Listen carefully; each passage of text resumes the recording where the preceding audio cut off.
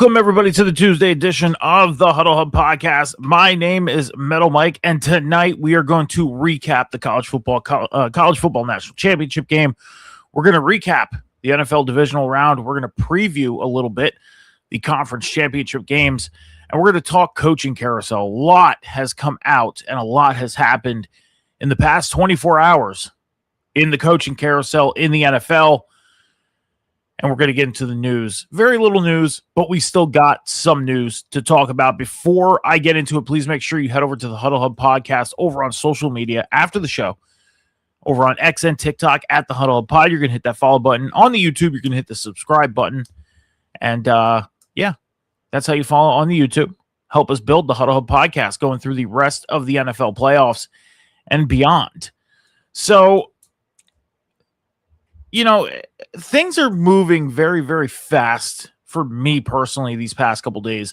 Things changing for me these past couple days to the point where, you know, as life moves fast, you got to switch things up and change your schedule a little bit just for the time being. Okay.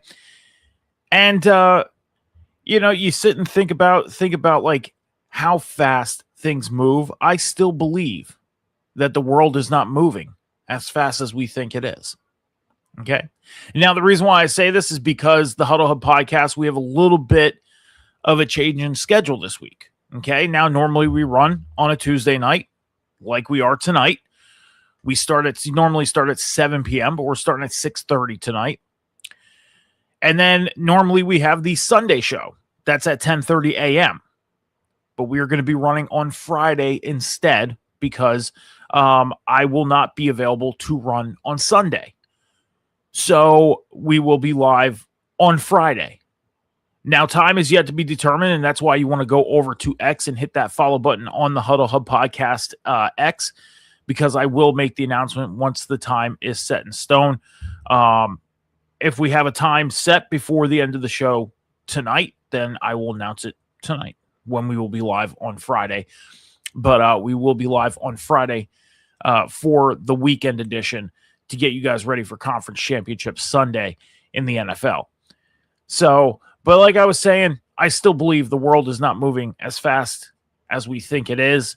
And that even though life moves very fast, we should take our time, be patient, and just enjoy things, I guess. I guess that's the right thing to be saying. But let's get into the college football national championship that happened last night. The number 1 Indiana Hoosiers went out and defeated the number 10 Miami Hurricanes 27-21 in a huge ball game. I mean, I'll say this right now. This was a nail biter to the end. The last play, Carson Beck, I mean, on that last drive alone, he got beat up on that last drive.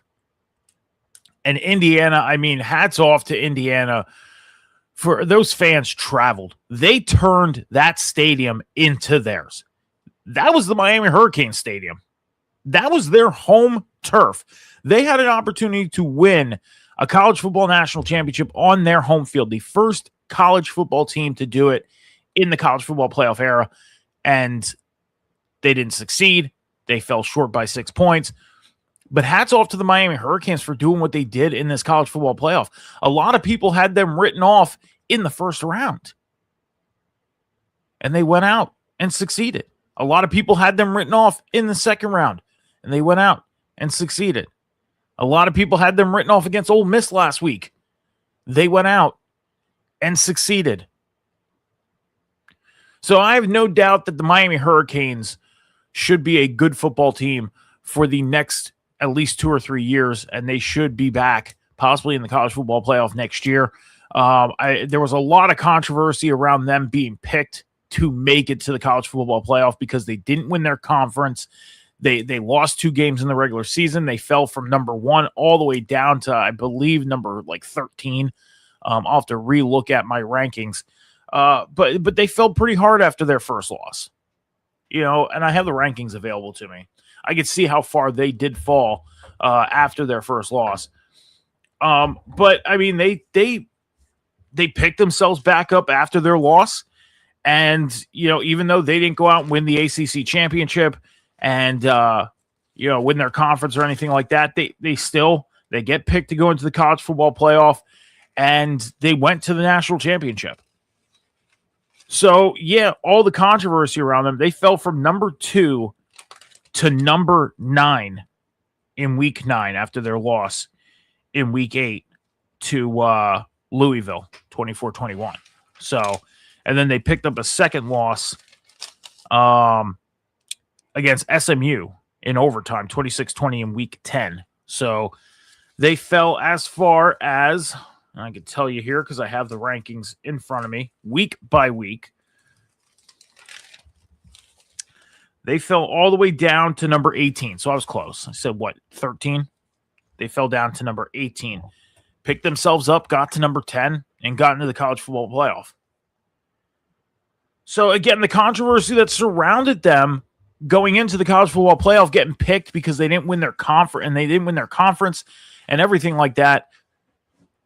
People saying, like, oh, they shouldn't have been in. It should have been, this team or that team. The winner of the ACC title game should have been in because they won the conference.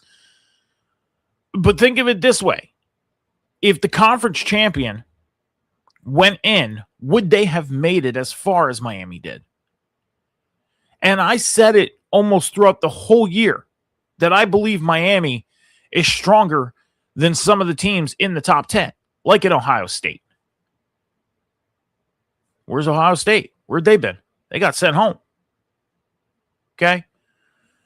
So for Miami to get all that scrutiny for getting picked to get into the national title game as the number 10 team in the nation without winning their conference, they went all the way to the national title game. They lost, but they still made it there. So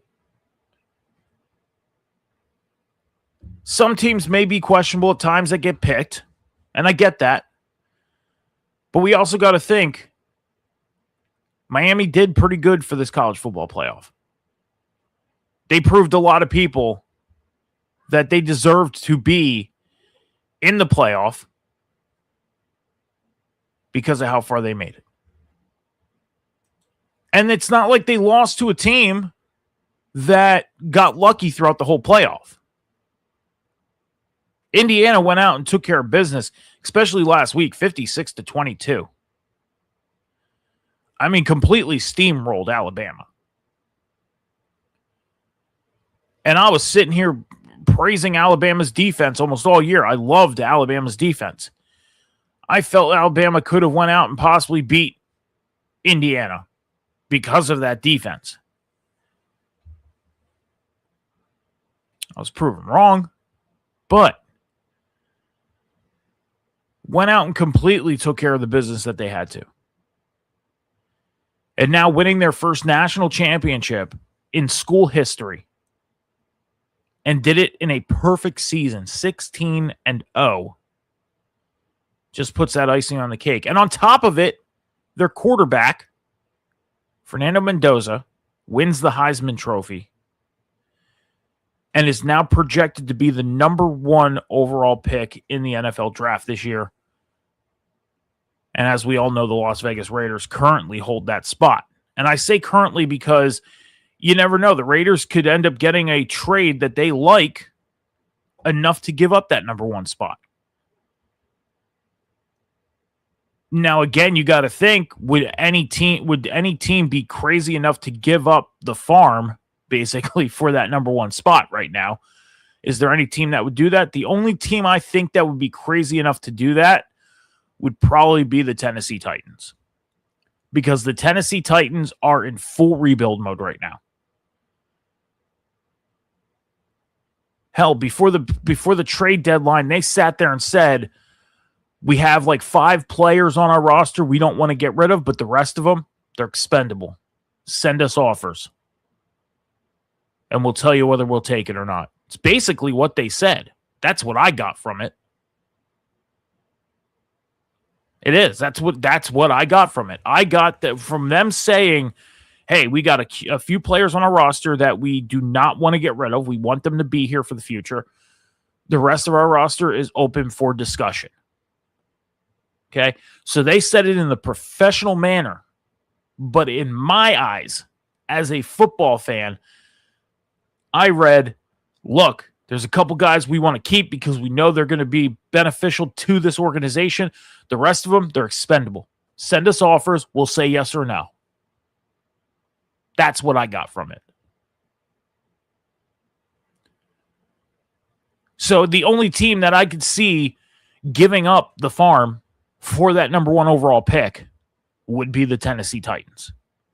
Now, when you look at the top 10 of the draft, you got the Raiders, Jets, Cardinals, Titans, Giants, Browns, Commanders, Saints, Chiefs, and Bengals. That's the top 10, okay? The Titans currently sit at 4. That's where they're at, and I say currently because they can end up trading that 4 away. So that's not a far drop for the Raiders to move from 1 to 4. But the Titans have a quarterback.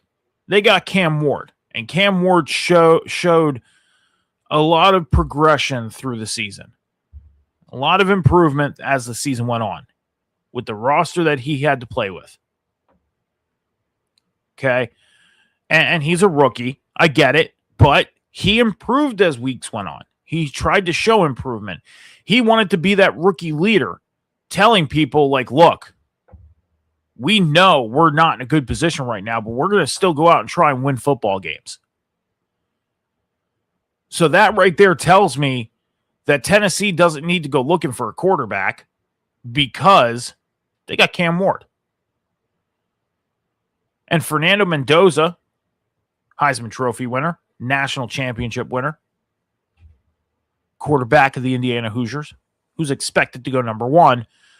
There's no way the Titans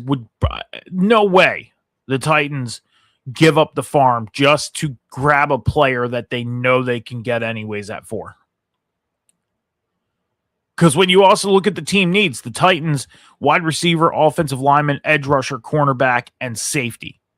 Those are their top 5 needs, okay? They'll be able to get their wide receiver, their offensive lineman, their edge rusher, their cornerback, or safety in the first round. Because every team above them, Raiders, Jets, and Cardinals, all need a quarterback. That is their first need on the list. Now, do I think the Jets would give up the farm to go to number 1, move up 1 spot to possibly steal Fernando Mendoza? Maybe. Who knows? What I would like to do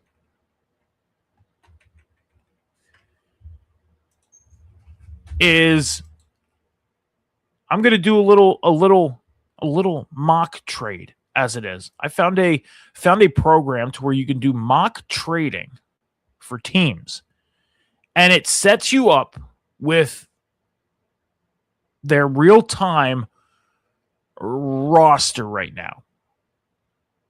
Okay? So meaning any guys that are going to hit free agency, any guys who, need a contract extension, need to be signed, whatever. You're able to go and do like a mock trade or anything like that. Okay? So let's see if I can bring up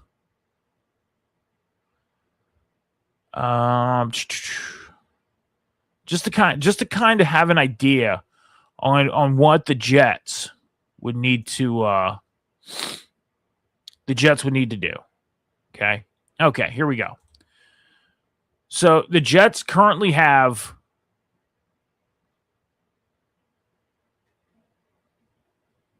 where is it here? There we go. There's the Jets. Okay, so the Jets currently have, going into free agency in 2026,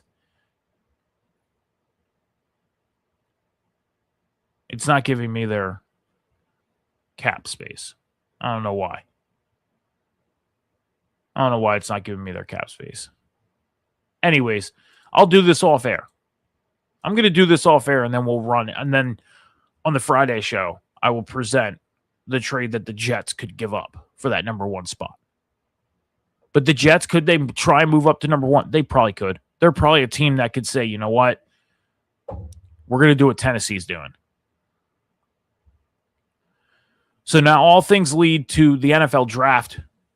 Fernando Mendoza, Heisman Trophy winner, and now national champion quarterback of the Indiana Hoosiers.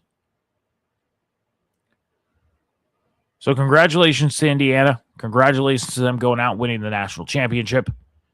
And I'm going to say this right now. Part of me feels like this might be, and I don't know if I want to say this is really a hot take or just I don't know, but I'm going to say this right now. I feel like Indiana will probably be back in a position like this next year, but a repeat, it's too hard to tell right now.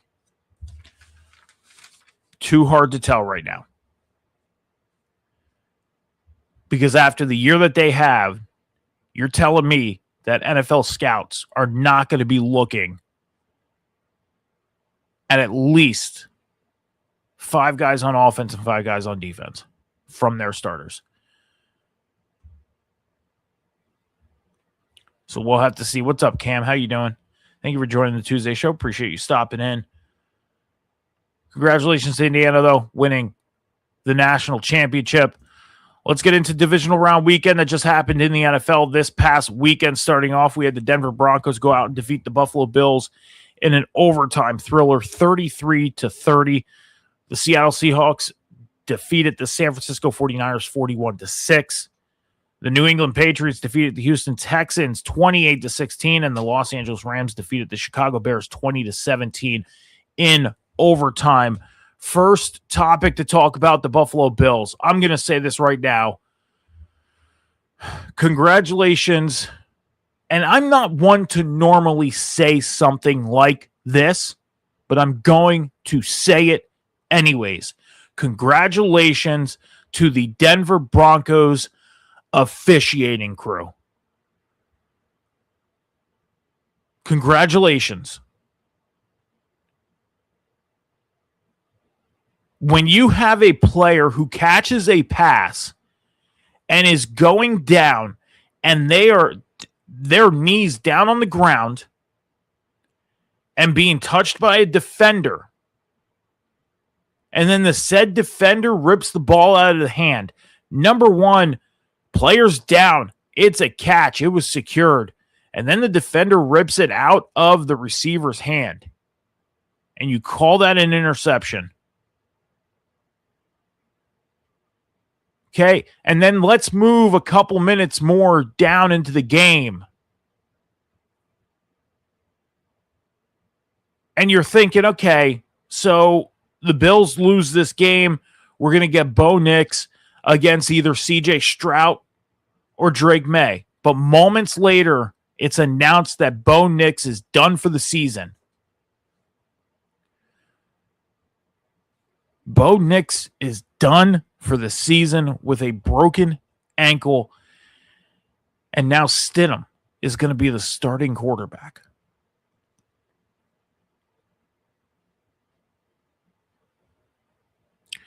So the AFC Conference Championship game consists of Drake May and Jarrett Stidham. And there's fans out there that are like, oh, well, you know, Nick Foles went out there and won the Super Bowl as a backup quarterback and won the league and won the Super Bowl MVP. Yes, but Nick Foles was also a starter at one point in Philadelphia, was also a starter at one point for the Rams, was also a starter at one point for the Chiefs. Key word, starter. Jarrett Stidham has 5 career starts and has not taken an NFL snap since when? 2023? 2024? And you want to sit there and say Jarrett Stidham is going to do like what Nick Foles did? Excuse my language, but give me a fucking break.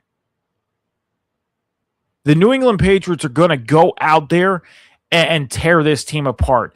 Is the AFC Championship game really going to be worth, and even as a football fan saying this, worth watching? Or in my case, worth listening to?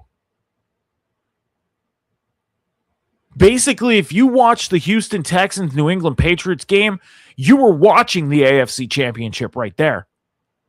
Because there is no way, unless that Bronco defense gets turnovers and turns those turnovers into a touchdown, I'm talking fumble recovery or interception, there is no way Denver goes out and wins this ball game.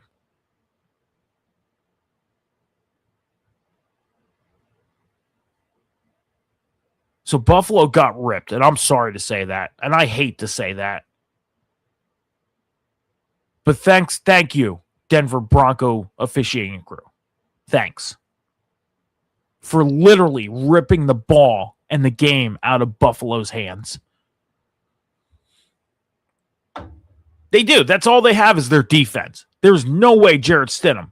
Let's look at Jarrett Stidham's stats. We got to look at his stats.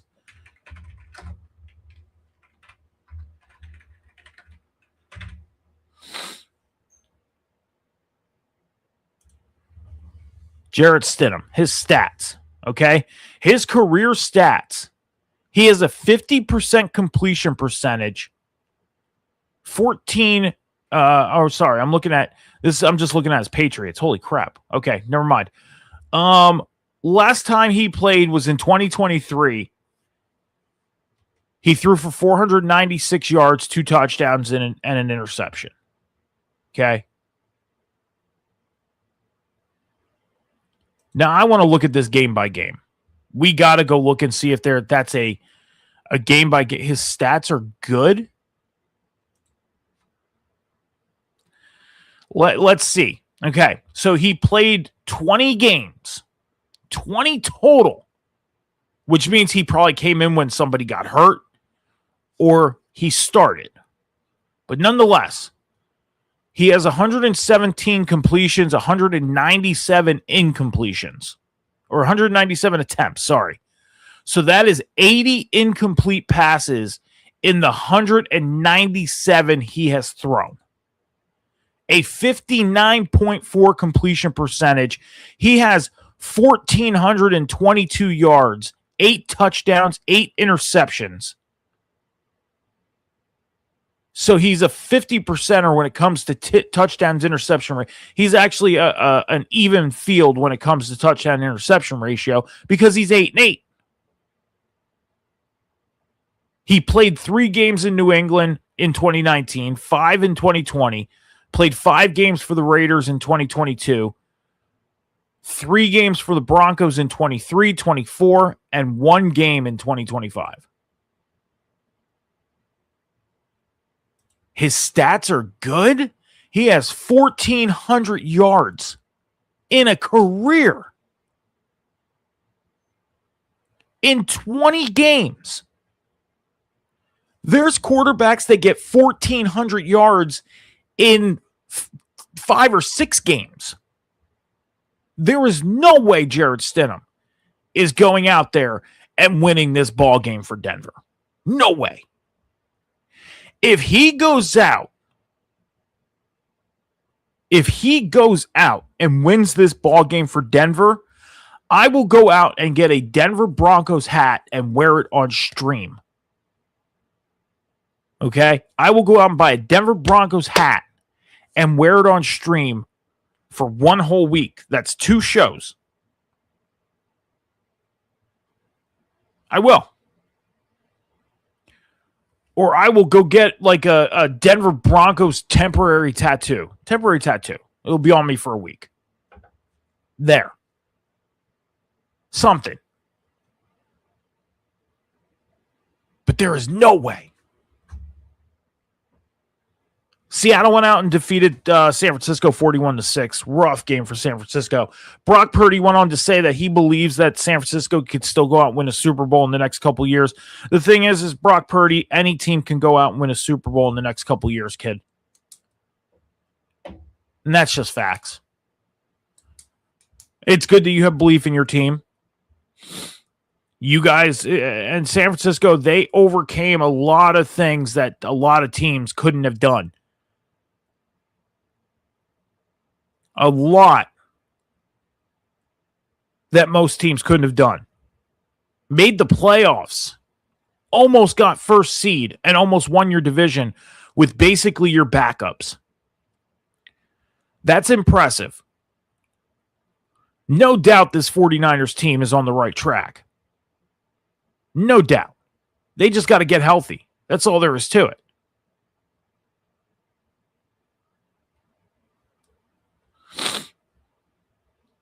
Cam, are you talking about Jarrett Stidham? How bad is he? Is that who you're talking about?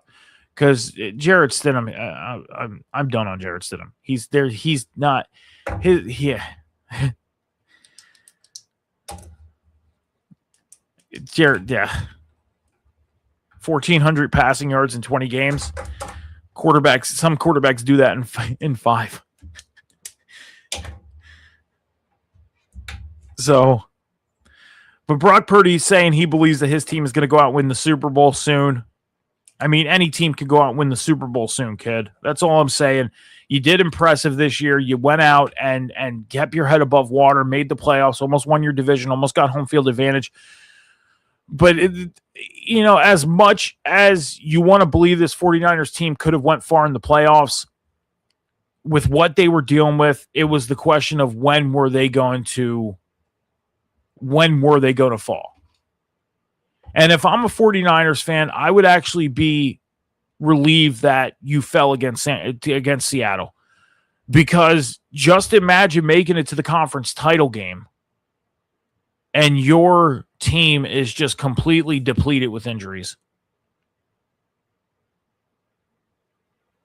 I'd rather get bounced in the wild card round or the divisional round instead of making it to the conference title game of the Super Bowl and losing. That's just me. Everybody else feels different, right? So, Brock, anybody can do it, but I mean, you guys have the team. You just got to stay healthy. That's all there is to it. Got to stay healthy. So, Houston went out and lost to New England. Great game. Great football game on Sunday afternoon with these two teams. Houston's defense was a little disappointing. I mean, this game, they weren't disappointing, but the fact of the matter is the offense. Scratch what I said about the defense. Defense wasn't disappointing. They were able to force turnovers and put the offense in positions to try and win this game. And C.J. Stroud just went out and didn't do that for them. Throwing, 4 interceptions? That's terrible. Your defense literally put you in the position to go out and take over this game, and you couldn't do it. Says a lot. And Houston has a decision to make because come May 1st, they got to decide whether they want to pick up his 5th-year option or not. And as of right now, I'll sit here and say this. I do not think Houston picks up C.J. Stroud's 5th-year option. I don't. I have this bad feeling C.J. Stroud will become available after 2026 and will probably be playing football elsewhere and not in Houston. Because at some point you got to sit there and ask yourself, okay, we go out and win our division and make the playoffs and lose in the divisional round. Maybe we change things up by not winning our division, make the playoffs. Maybe we can go on a run. Change things up. Let's not win the division. And you still lose in the divisional round. At some point, you got to ask yourself, is this the real right guy? Now, yes, he had an impressive rookie year, but that was it. What has he done since? Downgraded. Came out and had an explosive rookie year. And then the past 2 seasons, divisional round exit. Let's look at CJ Stroud's stats real quick, comparison from year to year. In 2023, 63.9 completion percentage, 4,108 yards, 23 touchdowns, 5 interceptions with a 100.8 rating. In 2024, 63.2. So that's a 0.7 drop. He had 3,727 yards. So that's about almost a 400-yard drop in yardage. 20 touchdowns. That's 3 less than he had in 23. And he had 7 more interceptions in 2024 than he had in 2023. 87.0 rating. Then you get to 2025. He has a 64.5 completion percentage. So he bumps the completion percentage up by 1.3. He had 3,041 yards. So now he's 1,000 yards down from his rookie year. He had 19 touchdowns. That's 1 less than 2024. That's 4 less than 2023. And he had 8 interceptions. So he took care of the ball a little better this year than he did last year. Great. By 4. Go win ball games.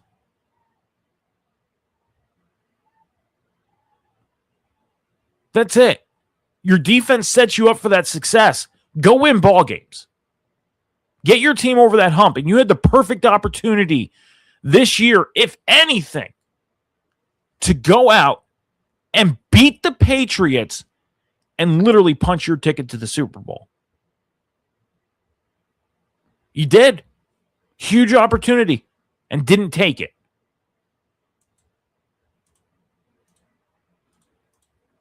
Los Angeles Rams defeated the Chicago Bears in overtime. Big win for the Rams. Huge win. Huge win to go into Soldier Field in 15-degree weather when the sun was out. And then the sun goes down, and it got frigid. And then you hear they have hot chocolate, chicken broth, all types of stuff to keep them warm. And there were even linemen who was putting cayenne pepper in their socks to warm their bloodstream. That's crazy. Crazy. The Rams went out and took care of the business they needed to. Chicago just completely blew that game for themselves. The last second touchdown in regulation to Cole Kmet was impressive. The season that Chicago had this year, it was impressive. Build off of it. Get back next year. Do you think Green Bay is going to get any better? Probably not. If Minnesota continues doing what they're doing and J.J. McCarthy continues doing what he's doing, do you think Minnesota is going to get any better? Probably not.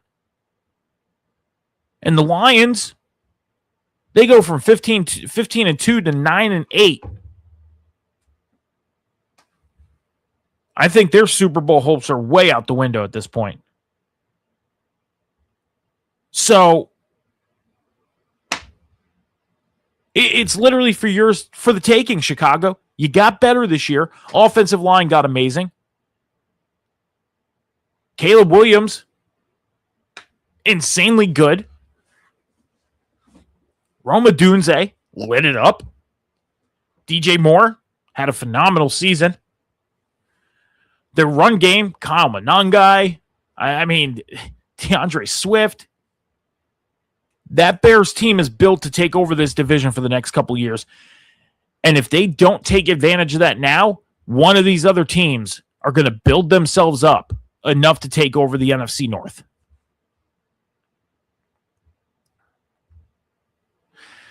Maybe. But you can't count out that the Eagles they're going to get better next year. The 49ers, they're going to be back next year. Seattle's yet to be known because, Sam Darnold is on I believe a 2-year contract. So Sam Darnold, if he is going to play next year, if nothing happens to Sam Darnold where he makes it through the whole season like he did this year, Sam Darnold's on a contract here, so he's going to be playing his heart out. The NFC West is bound to be the best division next year in football again. And depending on what Arizona does with their head coach position and their quarterback position, if Arizona gets better, holy crap. then that division is going to light things up.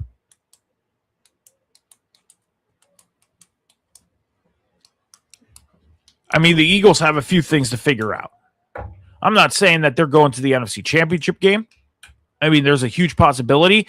History has proven that, when the Eagles have a bad year the following season, and this is just in the Nick Sirianni era, they have a bad year, the next year they make it to the Super Bowl. Because in 2022, they got bumped in the wild card round of the playoffs. 2023, they make the Super Bowl. 2021, they made the wild card round. 2022, they make the Super Bowl. 2023, bumped in the wild card round. 2024, make the Super Bowl. 2025, get bumped in the wild card round. So if history keeps repeating itself for Philadelphia, the next year, they should be in the Super Bowl. Fingers crossed as an Eagles fan, but they have a lot of work to do. They have some guys that they need to sign, Reed Blankenship being one of them. And they got to figure out what they are going to do when it comes to, obviously, the wide receiver position, because a lot of people still have that feeling of A.J. Brown needs to be traded. No, he doesn't. He doesn't. But if it happens, well, then they're going to have to figure it out.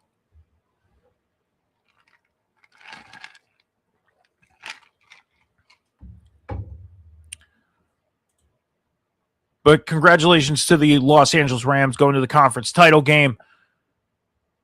We're going to preview conference championship weekend coming up in just a little bit. And then me and Cam will have a full preview on Friday night, 6 p.m. Eastern Standard Time. We will be back here for the weekend edition of the Huddle Hub podcast. That's when we will be live on Friday night. Let's get into the news. So a couple things coming out. Breaking news came out about an hour ago. The Green Bay Packers have released cornerback Trevon Diggs. Trevon Diggs, the former cornerback that got released by Dallas, and then Green Bay ended up picking him up the next day. The Green Bay Packers did release him. So Trevon Diggs is bound to be the hottest free agent cornerback on the market this offseason come March. And it's going to be interesting to see what happens and where Trevon Diggs ends up. But Trevon Diggs has been released by the Green Bay Packers. So we're going to have to see what happens to him come free agent time and see where he ends up. So Kansas City, it looks like they made their decision on Andy Reid. It looks like Andy Reid will be making a return this season for the Kansas City Chiefs. It looks like Andy Reid will be returning for the Kansas City Chiefs as the head coach in 2026.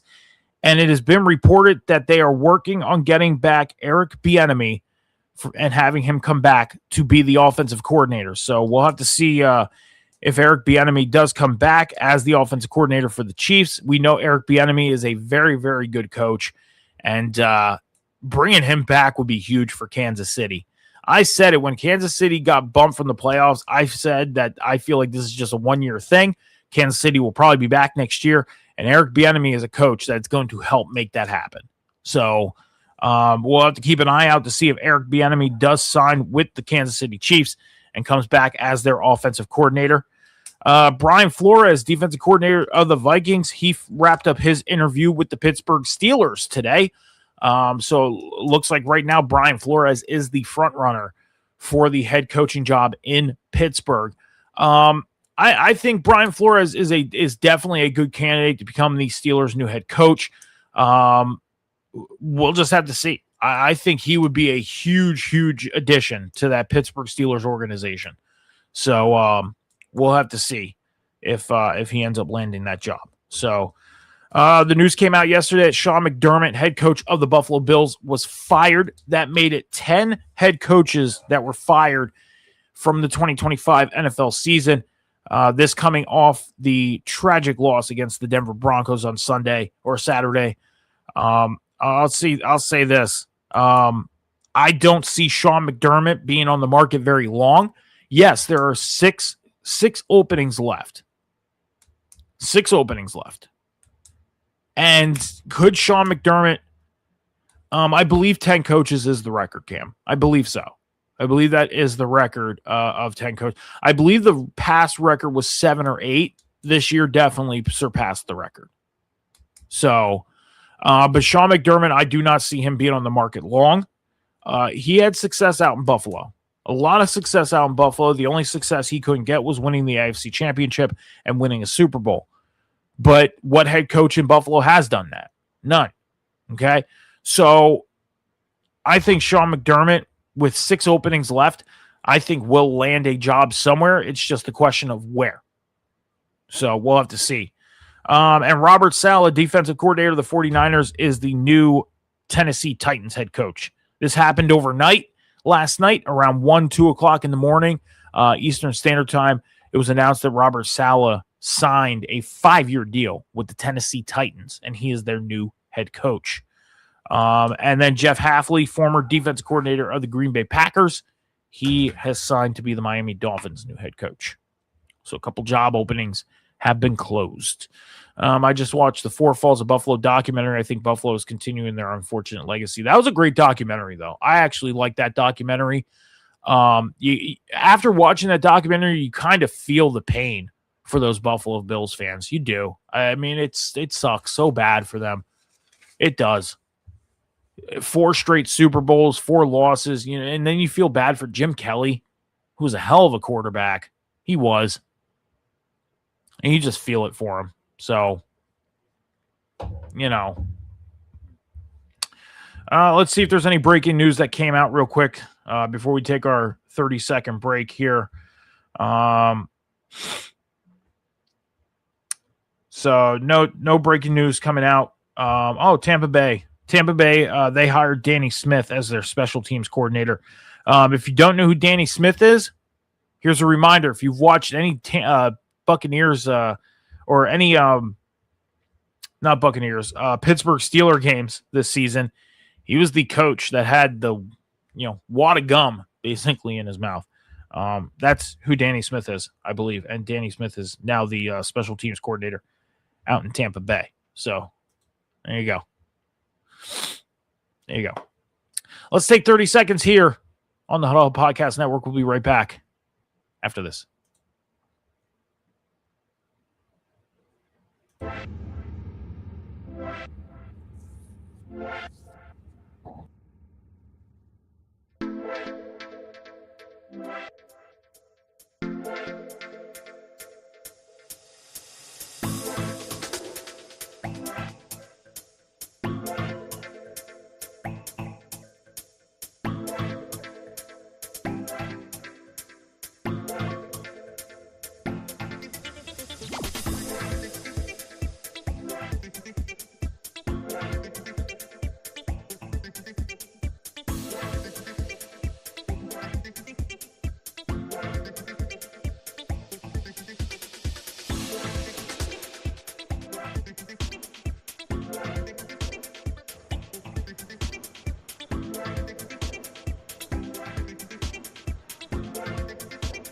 All right, so make sure you're heading over to the Huddle Hub Podcast on social media after the show, over on X and TikTok at the Huddle Hub Pod. You're going to hit the follow button. Over on YouTube, you're going to hit the subscribe button. That's how you follow on the YouTube. We post videos and content almost every day, whether it's content from the shows or video game content. We have a bunch of videos over on the YouTube channel as well as on the TikTok. So you're going to want to go over and hit that follow button on TikTok and hit the subscribe button over on YouTube. Make sure you're following on Twitch as well. All the links to all of our bios for social media are in the bio on the Twitch channel. You just click on the one that you desire, because I know not everybody uses every social media, and help us build the Huddle Hub Podcast going through the rest of the NFL playoffs and beyond. So, all right, let's get into the conference championship games coming up this weekend. Game that's kicking off first is the AFC Championship game. Drake May and the New England Patriots head out to Denver to take on Jarrett Stidham and the Denver Broncos. I mean, I'll say this right now. New England's going to win this game. They've got to.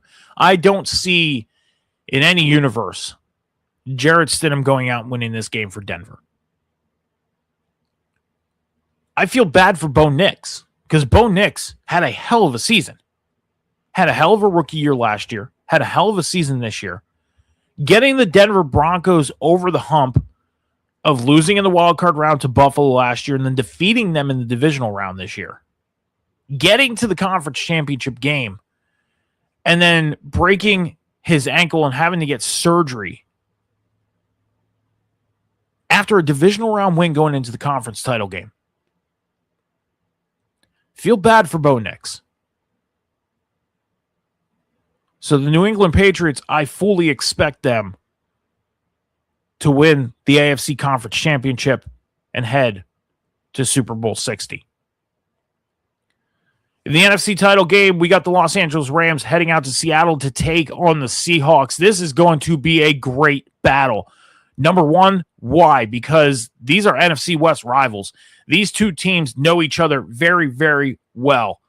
This is their round 3. Last week, we had the 49ers and Seahawks round 3. Seahawks went out, took care of business. Now we got the Rams and Seahawks round 3. I feel like the Rams are going to put up a big, big fight in this game, and it would not surprise me if the Rams go into Seattle and win the NFC Championship. Also, would not surprise me if Seattle wins either. This is going to be a great, great conference championship game. Great, great matchup, and I am ready for the NFC Championship game.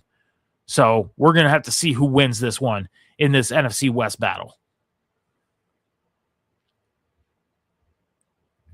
Me and Cam are going to talk about more about these conference title games on Friday night, 6 p.m. Eastern Standard Time, right here on the Huddle Hub Podcast. Going to get Cam's takes on these games as well. So there's the preview for Conference Championship coming up on Sunday. Let's get into the coaching carousel real quick. As we know, Jim Harbaugh, his press conference was today out in New York for the Giants. He's the new head coach for the Giants. Kevin Stefanski, former Browns head coach, is the new head coach out in Atlanta for the Falcons.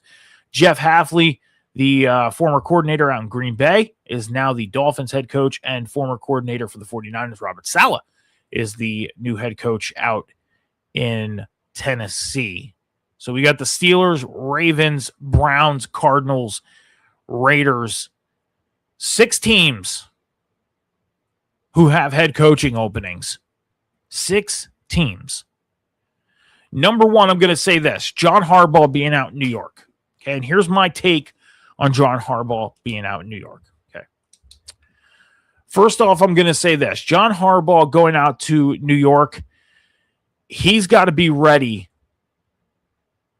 to coach these young players. He got big personalities on this team with Jackson Dart, Cam Scattaboo, Malik Neighbors, Brian Burns. He's got some big personalities on this team. He's got a nice young team out there in New York. Some fresh faces to coach. Do I see John Harbaugh turning this team around in year one? Slightly. I don't see them becoming contenders in year one. I don't.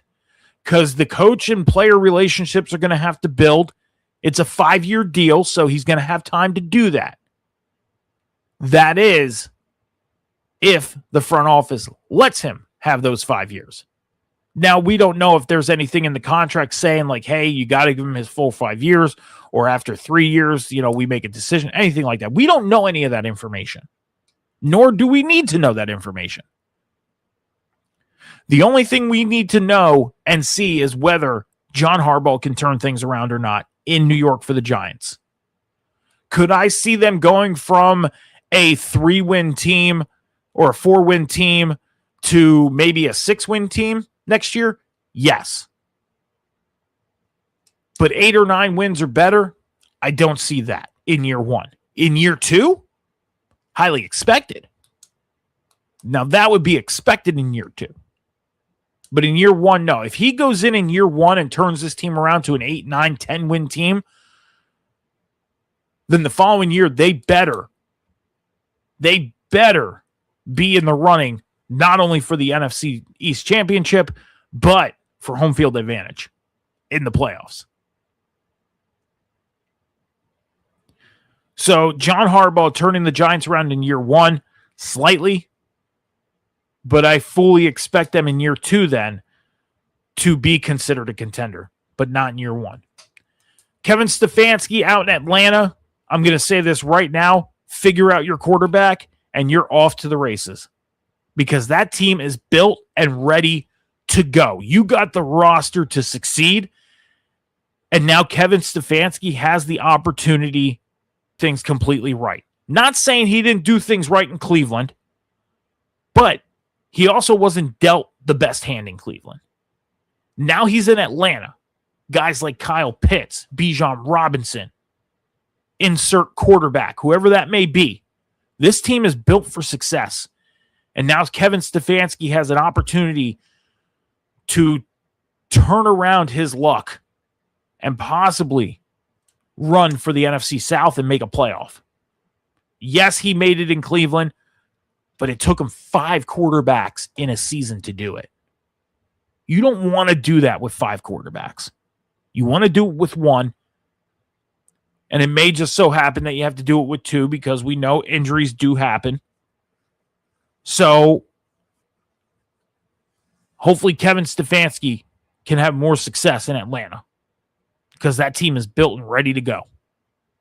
They just need the right guy to be steering the wheel. Jeff Hafley out in Miami. I'll say this. There's a lot of work that needs to be done out in Miami. They got to decide what they're going to do at quarterback. They got a wide receiver room that they need to worry about.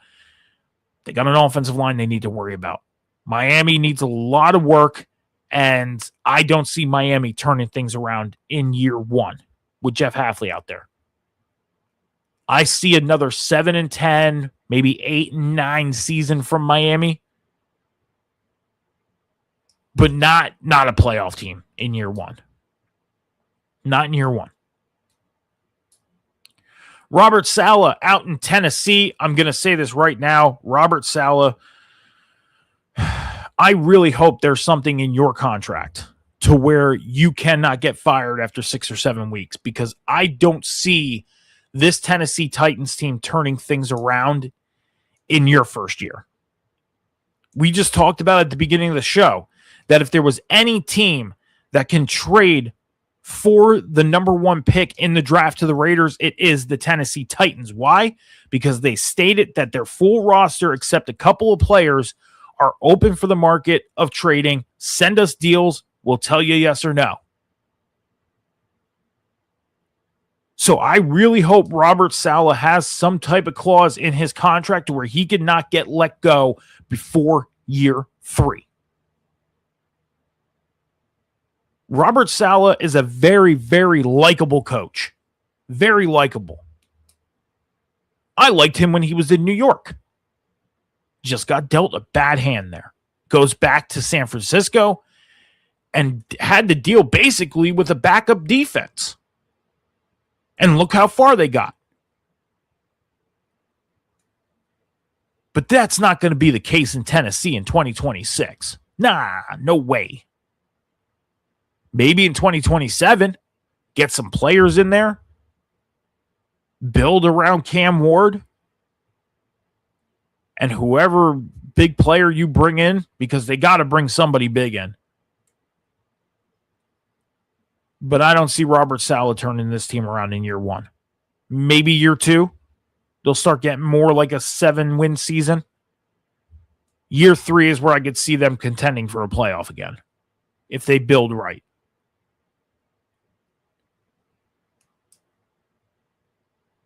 I'm sure we'll get in the next couple days news on who else signs with what teams.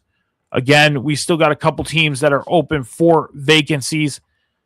We got the Buffalo Bills, the Pittsburgh Steelers, the Baltimore Ravens, the Cleveland Browns, the Arizona Cardinals, and the Las Vegas Raiders. Those are the teams that need head coaches. So, all right, guys, that's all I got for you tonight. That's it. Quick and easy. Me and Cam will be back on Sunday, 6 p.m. Eastern Standard Time, for the weekend edition of the Huddle Up Podcast. We'll be getting you guys ready for Championship Sunday, Conference Championship Sunday. We'll also have the news coming out of the NFL because I'm sure we'll get news in the next couple days. Maybe some coaching hirings. Who knows? We'll have to find out. But we'll be getting you guys ready for Conference Championship weekend or Conference Championship Sunday on Friday night, 6 p.m. Eastern Standard Time. Make sure you head over to the Huddle Podcast one more time. Sorry, wrong one. Wow. Social media, X, TikTok. You're going to hit the follow button on YouTube, hit the subscribe button. That's how you follow on the YouTube. And on Twitch, you're going to hit the follow button as well. Turn those notifications on. You'll see when we go live. Every time we go live, whether it's on the show here or if you see my as you've seen the banner, my quarterback superstar, because I finally got my Road to Glory player to the NFL. So I do lives and build my videos for YouTube. You can go check out my Road to Glory series now. And make sure you're following the Huddle Podcast on social media. Help us build through the rest of the NFL playoffs. You can follow me on social media, Instagram, X, TikTok, Snapchat, MetalMike714. That's where you can follow me. I don't do a lot of content creating on my personal stuff. Fortnite Lives once in a while on TikTok. My schedule is going to be weird the next couple weeks. So, as far as even going live for my quarterback superstar is probably going to be on hold for at least maybe a couple days. I don't know. We'll have to see how things pan out first as far as my schedule. But you want to go follow just in case I decide to hit that live button. So appreciate everybody who stopped out tonight for the show. Me and Cam will see you on Friday. Be good to each other. Be good to each other. Be kind to each other. Take care of each other. Be patient with each other. Remember, the world is not moving as fast as you think. We'll see you guys Friday night, 6 p.m. Eastern Standard Time. Until then, deuces.